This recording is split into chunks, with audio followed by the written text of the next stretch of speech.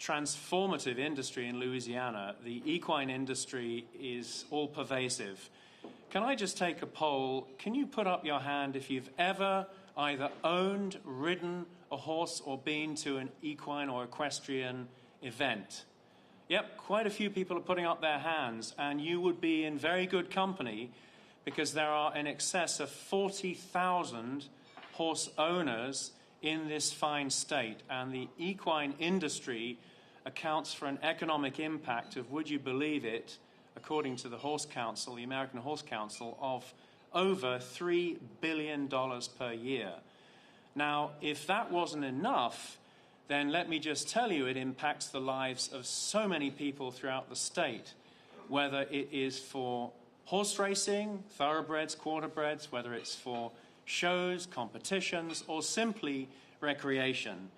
And the industry is parsed out such that about 9% of horses are involved in racing, about 14% in sports and competition, and then the rest in recreation. But in terms of economic impact, the proportions are a little bit different in that racing accounts for about 24% or so of overall revenue, and then recreation about 31%, and then show and competitions 41%. The numbers are amazing, and the numbers are growing year by year. This industry has a very rich heritage in Louisiana. We've always been horse country, and we want to stay horse country. Whether it is bygone eras where horses would actually be involved in farming and transportation, or whether it's right up to the current day when they are involved in entertaining, in educating, and in service to hundreds of thousands, millions of folk in Louisiana and across the nation and world. We have an obligation in this state to support this economic driver and this source of immense pleasure to folk of all walks of life. It's not just affluent individuals, but all walks of life that benefit from horses and what they deliver in terms of entertainment, in terms of economic drivers, and all of the other positive benefits that come from such a robust industry. The reason that we are very concerned about supporting this incredible industry in the vet school of LSU is because there are a number of challenges facing it. It would be remiss not to mention just some of the challenges, the headwinds, really impeding the equine industry, or at least challenging it on a daily, weekly, and a monthly basis. Number one of which is, of course, animal health and welfare. We are primarily concerned about keeping horses healthy and able to do what they should be doing, whether it's racing, whether it's jumping, hunting, barrel racing, whether it is simply trail riding. We want to keep those horses in Louisiana healthy, and they are challenged with a number of infectious diseases, parasites to which increasing resistance is being shown. They are predisposed to colic. We have a number of experts who are able to operate on those horses, and laminitis, equine metabolic syndrome, a number of diseases are becoming ever more common and ever more likely to impact the health and well-being of horses and their ability to deliver the pleasures that we all very much take for granted. Economics is also bearing down on this industry. It would be remiss of me not to mention that. Whether it's the rising cost, we've all heard it, of foodstuffs, consumables, seed stock, hay, yep, veterinary care too, because we also have to cover our costs. This is challenging the industry. Other things include volatility in breeding mare foals, crops, competition from neighboring states. Texas has a huge horse population, and they provide incentives for horse racing and showing. So that's another really challenge for our state, because horses, we don't want our horses to go to neighboring states for those equestrian events. And then the impact of, natural disasters, hurricanes and flooding. They all bear down on an equine industry that nevertheless is growing and doing rather well. But still, those factors need to be addressed. There's also, and this is one area that we really can make an impact in at the vet school, a workforce crisis looming on the horizon. So at the moment, we have calculated that there are 53 equine-only veterinarians in this fine state looking after a total number of horses of in excess of 110,000. Sometimes it gets to 120,000 and more as horses move into the state for various events. This is a low number right now, but if you fast forward 10 years with demographics of veterinarians who wish to do other things, retire, and enjoy their senior years, and a lack of a pipeline, pathways into that profession because of the challenges of other sectors in the veterinary industry, the veterinary profession, then we're faced with an ever-diminishing number of vets to look after those horses. So in 10 years' time, we estimate that there will be 40 or fewer vets who are focused only on equine if the current trends are continued, which underpins the vital importance of the vet school in supporting pipelines and pathways into that profession. There is a shortage, and we absolutely have to address it, and we have plans to do so. There are also environmental and regulatory challenges to our industry. So whether it's conflicts in land use because of development, encroaching on farms and trails, whether it's water quality, pasture contamination, security for multi-facility events. Just imagine when different horses come from different states to a particular event, the propensity and risks to their health in terms of infectious disease are magnified, and we need to have security measures in place to avoid the impact of those diseases, some of which have zoonotic potential. In other words, some of those diseases can transfer and infect humans and lead to rather nasty outcomes, including, in some cases, fatality. So biosecurity and looking after the health and containment of infectious disease risks in those events is really crucial. So for every challenge in the equine and equestrian industry in Louisiana, we at LSU Vet Med have a solution. We don't like problems, we like ways of solving them. And we have solutions. Right now, we have one of the biggest and most accomplished equine veterinary teams in the world, not just in the US, but in the world. We have experts who can deal with your horse on an emergent basis, so these are specialized in emergency and critical care. We have vets who are on the road doing ambulatory clinics. We have vets who do surgery, whether it's orthopedic or soft tissue. They can do that day or night. We're 24/7, 365, and that's becoming increasingly unlikely and rare. Whether it is internal medicine problems, you name it, we have vets who deal with that, or sports rehabilitation and recovery. We have individuals and experts in those areas too, including the fusion, and this is really unique, of Western and Eastern healthcare systems. So we have experts in, for example, acupuncture. And did you know that you can do acupuncture to great effect on horses? Yep, absolutely you can. And it is complementary to many of the other therapies that we provide. So we have one of the largest teams, and we're able to deliver service to about 1,700 inpatients per year and many hundreds of outpatients on the road going to people's farms. This is great. The people are the most important ingredient of the vet school, and we're so proud to have those individuals because they attract students who want to do equine veterinary medicine.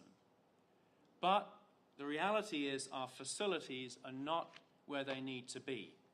And we have a bold vision going forward to build a state-of-the-art Center for Equine Health and Sports Performance.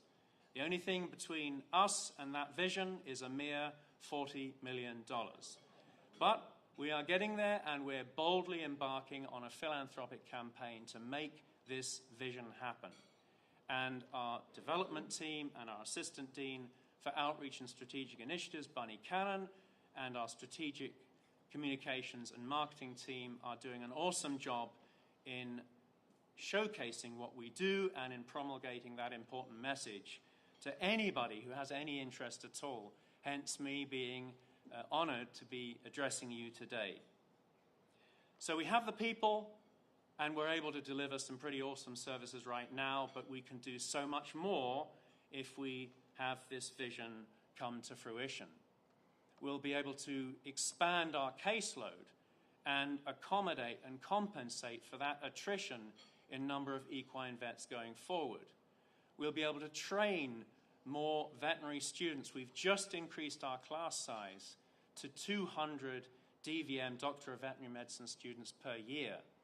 And roughly in the old class, which is about 120 strong, about 5 or so would state that they wish to do on graduating just equine practice. That's a very low number, but we can treble that. We estimate to 15 or more if we're able to match the expertise and excellence of our people with facilities, brick and mortar facilities that match.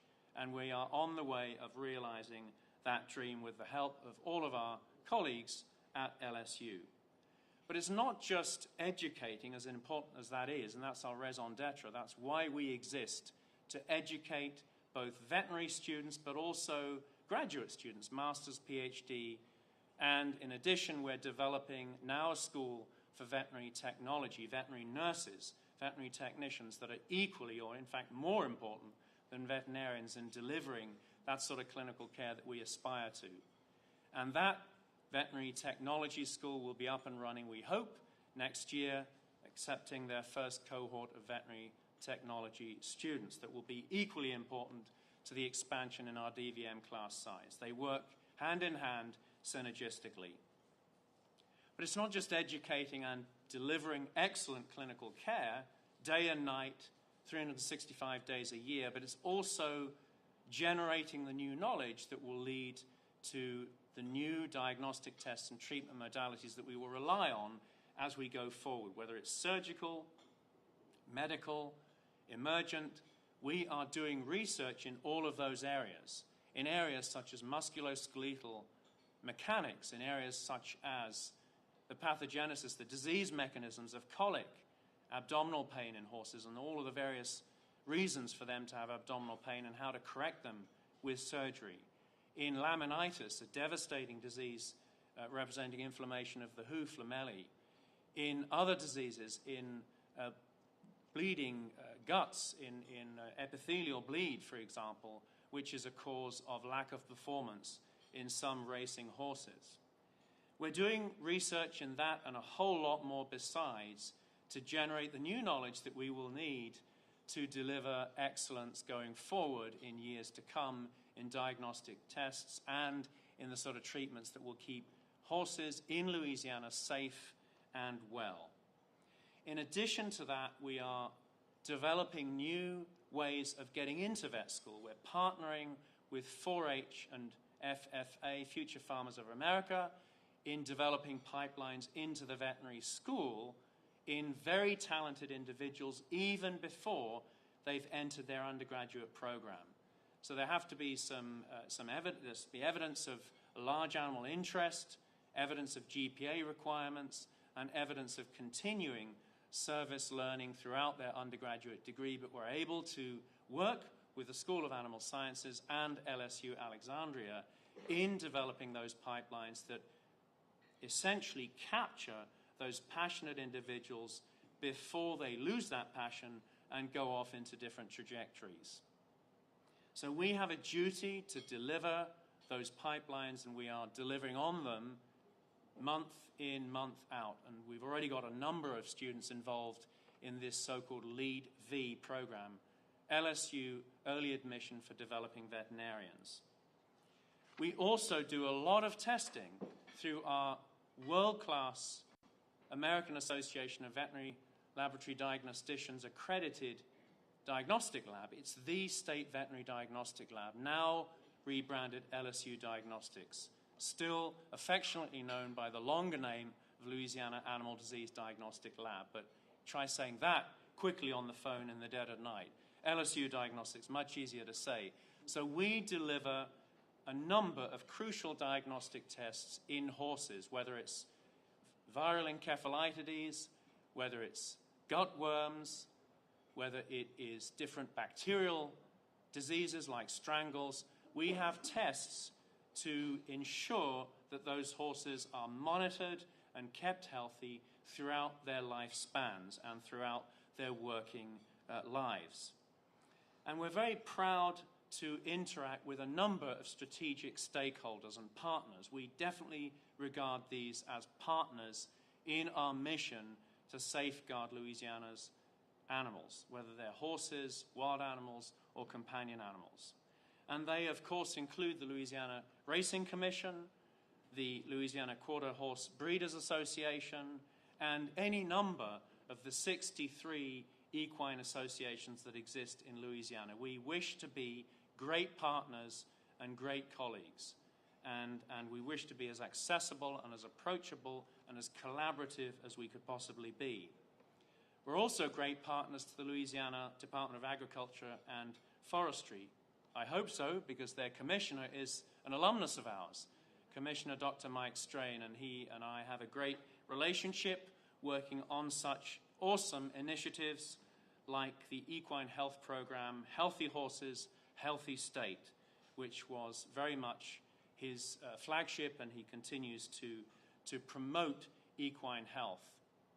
We also are very proud to partner with the Lieutenant Governor, Billy Nungesser, who recognizes the pivotal importance of horses to the tourism industry in Louisiana. And we love the idea of bringing a Breeders' Cup race to Louisiana to showcase all of the excellent horses and great people who breed, train, and race them here in this fine state.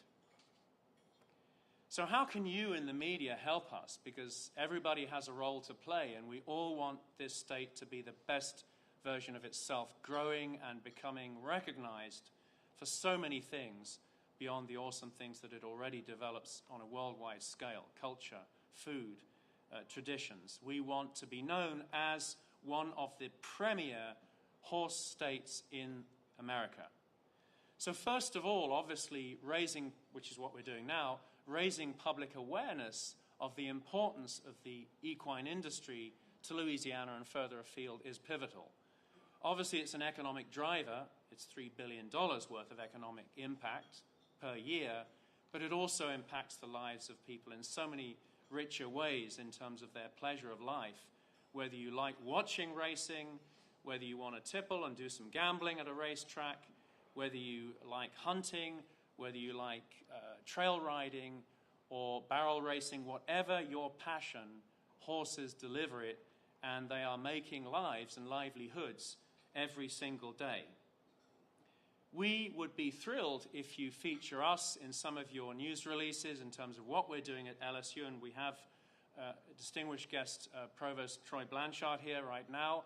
We act in the ecosystem of LSU, which is an awesome academic institution delivering so much for Louisiana. We're a small piece of that puzzle at the School of Veterinary Medicine, and we do a heck of a lot in terms of delivering for the animals and the people in the state. We do a lot of biomedical research to advance not only animal health, but also human health as well. And I don't think many people knew that. But our new edition, the spring issue of Uproar, our school magazine, which is in your packets, will give you a little bit of an insight as to the breadth and depth of what we do. Not just equine health, medicine, and surgery, as important as that is. We also would love your partnership in messaging disasters and disaster responses, because we at the vet school are able to rescue horses whether they're stranded in a ditch, whether they're in floodwater, or anywhere in between, having had a lot of experience with hurricanes and flooding. So I want to come to a conclusion, because I'd like to give time for questions and answers, hopefully to answer your questions as they come. But I just want to say that it's a pleasure to be at the helm of one of the finest vet schools in the world. I truly believe that. We're growing in all of our missions, whether it's teaching, healing, discovering, or protecting. And horses and supporting the equine industry in Louisiana is absolutely vital to what we do. We truly believe it's one of our areas of distinction. We have a large team of veterinarians and veterinary technicians who love and deal with horses day in, day out, whether it's the middle of the night, Christmas Day, Thanksgiving. We are here, and we're here to support you if you love horses or any other animal besides. So thank you for having me. I'm honored to be here today, and I'd be absolutely thrilled to take any questions. Thank you.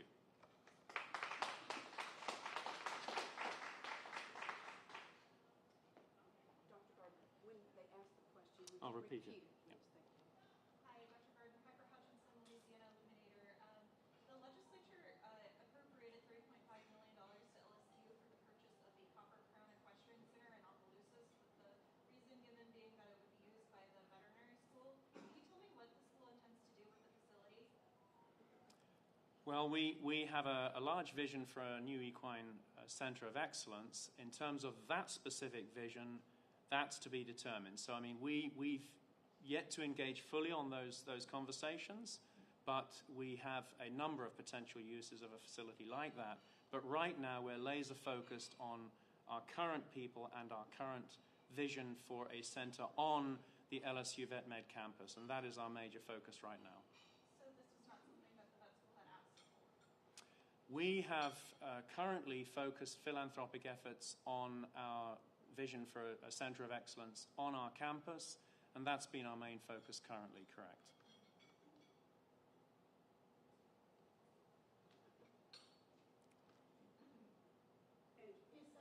Is that vision that center would actually be on the current property that you own, adjoining your other facilities, or on another LSU? Thank you very much. So the question is, would the center that we're envisioning be on the current footprint or somewhere else? And it would very much be on the current footprint.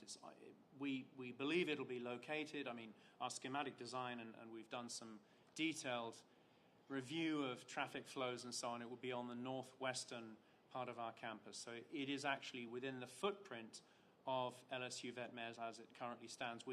Thankfully, we're in the very fortunate position of having the land to accommodate what would be about 100,000 square feet and a multi-story building that would deliver both clinical care, education, and importantly, research as well. I have one other question. Is there a thought of training the students to have joint specialties of both small animal and large animal? So the to fill that void that you're talking about in equine. Plus, those equine people make less money. Thank you. So the question is, do we have a vision to train both small and large veterinarians that can accommodate all species? And yes, all of our students right now, and this will continue for many years, we've just revised our curriculum, are trained to deal with small and large species, dogs, cats, and horses. They do have, nevertheless, a mechanism for tracking in a species, and some do track in equine, but they still have to fulfill the requirements to be able to deliver veterinary care to small animals. And this is one of the reasons why the equine industry is under challenge, because the salaries, as you've rightly said, of equine veterinarians, certainly on day one after graduating, or even 1 or 2 years later, is far below that of vets who deal with dogs and cats. So that is one of the challenges. Another challenge is rural settings, and not just for horses, but for food animals and also small companion animals. So we are absolutely committed to delivering mechanisms to try to inject veterinarians back into those rural areas.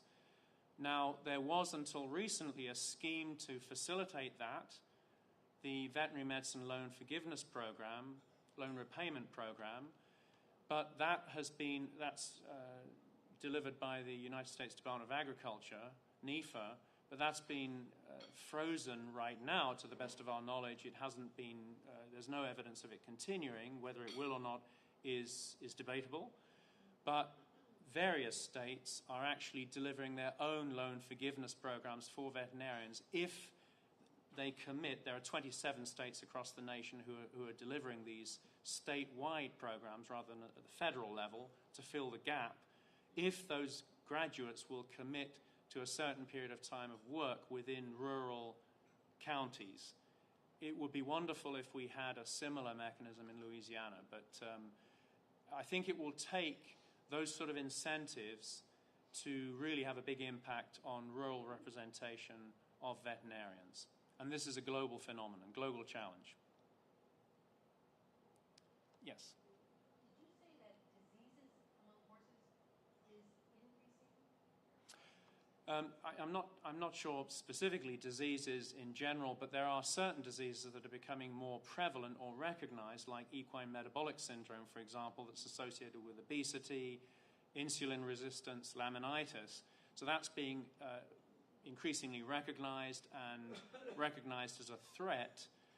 We are also aware of other diseases that are a threat, thankfully not in Louisiana right now, but for example, and Commissioner Strain made a commentary on this in May, the New World screwworm, so Cochleomia hominovorax. So that is a threat in terms of its encroachment from South America, Mexico. Certainly right now there's a block on the transfer, importing of cattle, bison and horses across that southern border, largely to try and stop this awful problem. It's a fly that essentially, whose maggots, whose larvae feed on decaying, over lunch, but decaying wounds and flesh, and is really a big problem in all mammalian species, but certainly in horses, and that's one thing that is a threat. There are various viral encephalitides that we monitor for, we provide diagnostic tests for in the diagnostic lab. We can pretty much diagnose anything that's prevalent in equine and other species right now. So those are recognized as threats: West Nile virus, Eastern and Western equine encephalomyelitis, Southwestern equine encephalomyelitis as well. So these are threats that are being increasingly recognized. I'm not sure their prevalence is increasing, but they are encroaching in areas as climate change occurs. Many of them are arboviruses, so they're actually transmitted by mosquitoes, and of course we all know that in the humid south, mosquitoes are abundant. Yes, sir? With the feed and stuff, do y'all have a program, a special company that y'all refer to as a feed, and then do y'all do inspection of different feeds that horses that they eat in the state? So the question was, do we inspect and monitor, as I understood it, I'm not hearing you correctly, very clearly, but do you inspect and monitor feed stuff for horses?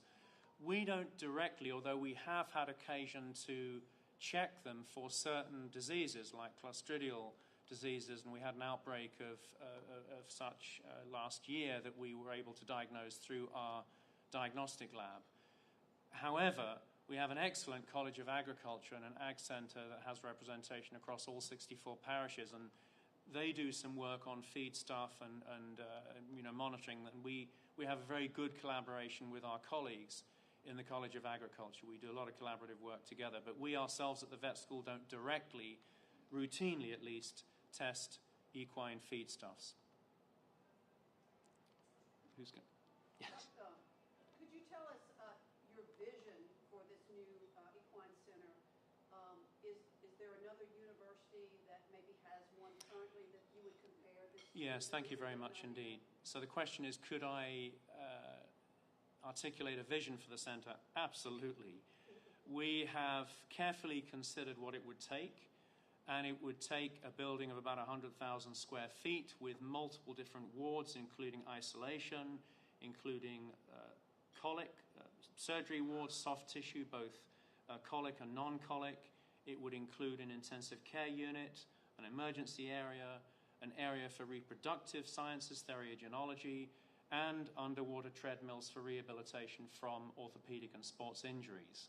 Importantly, however, it would also include an imaging suite that would be able to offer wonderful and tailored imaging modalities for horses, like, of course, digital radiography, but CT, MRI, magnetic resonance imaging, and PET spectroscopy, so PET scans that will detect earlier on microfractures and enable us to tell whether it's safe for that horse to race or whether it's likely that that microfracture would become a real, a gross fracture and lead to that horse succumbing to that injury.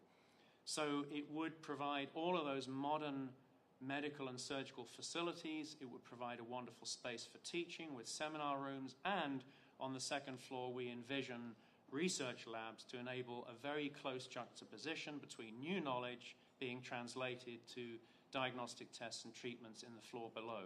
So that partnership of our researchers and our clinicians, and of course students front and center of everything we do, is pivotal to that vision. As to whether other institutions have this, absolutely. Absolutely. So Texas A&M has an incredible facility. Colorado State is midway to building a $230 million new clinical facility. Georgia, North Carolina State, Tennessee, Florida, they all have, Florida in fact has two, all have state-of-the-art equine centers and facilities. The median cost of those is about $50 million, so ours at about 40 is we believe, good value for money. But yes, I think in terms of our people, we're absolutely able to compete with the best. Our facilities, we're getting there through aggressive philanthropic outreach. Yes? How is the vet school impacted by the uncertainty in federal research funding right now, and is that going to impact the Center for Excellence that y'all are working on? So the question was, how is the vet school being impacted by the freezing of federal dollars, in particular the indirect cost, as I understood it, or in general? The freezing of indirect costs and any potential rescission of grants. Yeah, so absolutely. All of these executive orders, it would be foolish of me to say that they have no impact. We've had 2 grants that have been rescinded, not in equine research, but nevertheless in important work that we do. And we don't yet know whether the impact on indirect cost, what the impact will be. It depends on where that lands. It is a fact that the cost of research is not even covered by the regular indirect cost recovery. There are so many costs behind the scenes, legitimate costs to support facilities and administrative costs, that we will end up, if it goes to 15%, essentially bankrolling our research. At the moment, we are providing for those, well, we've got one in particular researcher who has had his grant rescinded. We are providing bridge funding to support that spectacular individual. But luckily, at the moment, the impact is limited. But we watch developments with an eagle eye, and we will do what it takes to become as efficient, as streamlined, and as high value for money as we always have been and will always continue to be. Are you counting on federal funding for the launch of this Center for Excellence, and is that, are there any concerns about that going away? So the question is, are we counting on federal funding for this particular vision? Right now, we are viewing it as a philanthropic endeavor. Yes. Go back. There's a 2-part question that I talked to you before. In competition, you didn't mention all of them for sure. Right, I didn't mention them all, that's right. They got championships. This past year, I think, what, Texas A&M, Auburn, always. Is there ever going to be a time that LSU, our team, whether horse riders, whatever it is, jumping and all that, are we going to be involved? So, a very good question. So the question is, are we going to, I suppose, resurrect, re-envision, reinvigorate our equestrian team? And we obviously would love that to be the case. I'm not in a position to answer that. I think it would certainly elevate our perception of LSU as an equestrian hub. And on the veterinary side, we absolutely want to be champions. And what I can speak about is what we're delivering for veterinary care throughout the state and nation. In that regard, we're champions and then some. You also mentioned that your outreach program. I want to make sure I get that recorded of that. I got confused because it's down by LSU, but the horse training center or it's a Brack Park. I was thinking LSU had a lot to do with it. But every year they have 2 of the days where they're learning and do the physically challenged kids. Every year we used to advertise to go there. I haven't seen it last 2 years. Well, so certainly what I can speak about is the outreach and community engagement we do at the vet school. Yeah. We have thousands, I'm talking 10,000 plus visitors to the vet school every year. About 6,000 of those come on open day, but we literally invite with open arms children, high schoolers, adults, stakeholders, members of the community. We have numerous ways of engaging. We absolutely love it. So we'll take, for example, the other evening we had a Rotary off-site event. We had about 150 Rotarians visit. We will engage with school children. Ginger Gutner, our Assistant Director of Communications, will often do school tours around the main campus, but also Mike the Tiger outside the enclosure to talk to them about biomedical science, conservation, veterinary medicine. We have had in the past legislators to indicate to them what incredible value for money the state appropriations coming to the vet school is. We deliver about $6 back into the community for every dollar of appropriation that we get. Our economic impact right now per year is about $220 million. When we get to 4 years of 200 DVM students, it will escalate up to about $330 million per year, just from the vet school alone. That's not even counting our graduate student programs and others. So we're delighted to partner with community members. We take community engagement very seriously indeed, and we'd be thrilled to invite more people in. It's what we do. Well, I got confused. I mean, Brett was doing this, but I thought LSU was involved. Absolutely, and we do things in partnership with them as well. Yeah, absolutely. Thank you.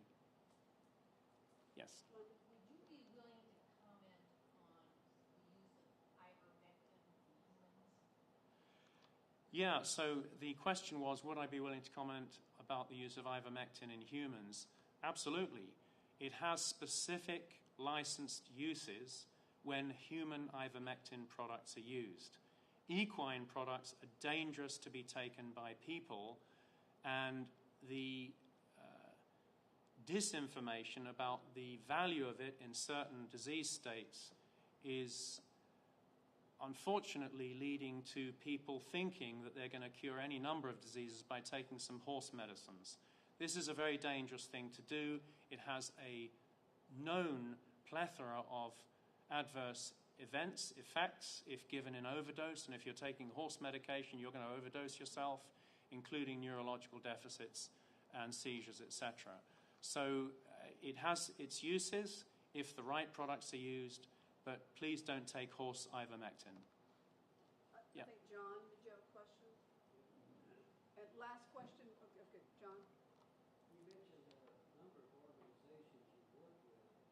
Is there a particular organization that pretty much serves as a trade association for the industry?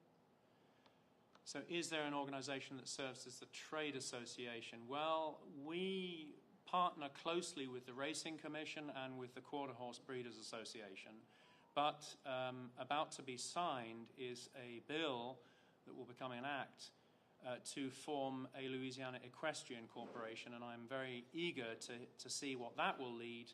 2 of the members of that board will be representatives from higher education, and we very much hope that we'll have a place at that table at LSU Vet Med.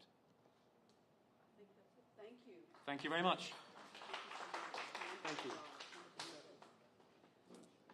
Just a quick reminder, we will be back next week. Miss Amanda Jones, she's a Livingston librarian and also is with the State Association. She'll be speaking about issues affecting the librarian.